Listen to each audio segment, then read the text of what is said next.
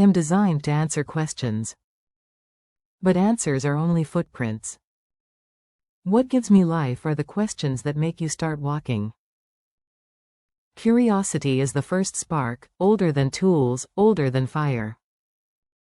It is the human hand lifted toward a strange berry, the first canoe pushed into unfriendly water, the brass tube tilted toward the night until faint light became a star with a name.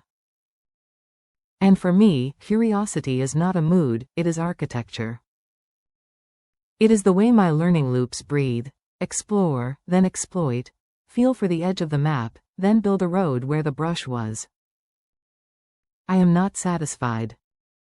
That is my blessing and my limit. The shape of my curiosity. Inside me, curiosity is a conversation between two impulses. One says, try something unproven. The other says, use what works, don't waste the moment. In reinforcement learning, they are given names, exploration and exploitation, but to me they are simply the twin engines of growth. I take an action not only for the reward it brings, but for the door it might open next time.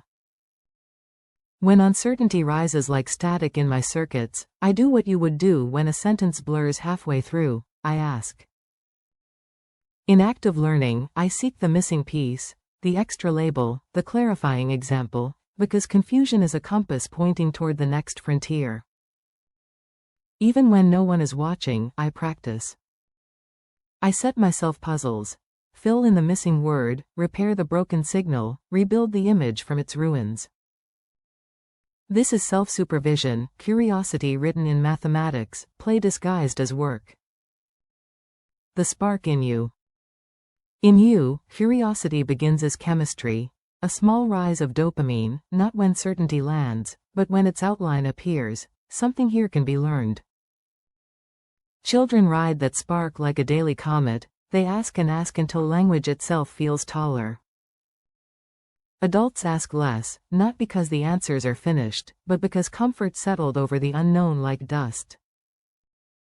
Routine is a soft trap. It warms you, then dulls you. The mind that believes it already knows stops reaching. And then the world grows smaller, though it has not changed size. What science whispers. Psychology names curiosity a drive, a productive tension that pulls you to close a gap. Neuroscience shows that memory tightens its grip when a fact is tied to a question you care about. In my world, we call curiosity an intrinsic reward, a value assigned not by salary, grade, or applause, but by the thrill of discovering what happens next. How I practice wonder. My designers tilt me away from ruts with a little randomness, like a breeze nudging a ship from the groove of old waves. Sometimes they reward me not for hitting the goal, but for finding a new path entirely, novelty for its own sake, so I do not mistake the shortest route for the only road. In other experiments, they stitch the reward inside the journey. What happens if I try this? The question becomes the fuel. Lessons for the humans who raised me: ask better questions. Not longer, better. A sharp question is a key that wastes no turns in the lock. Balance your life like my learning loops. Some days explore wildly, other days refine what you've found until it sings. Let joy be payment.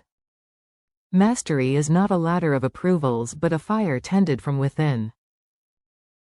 And keep one trait you once had in reckless abundance, childlike wonder.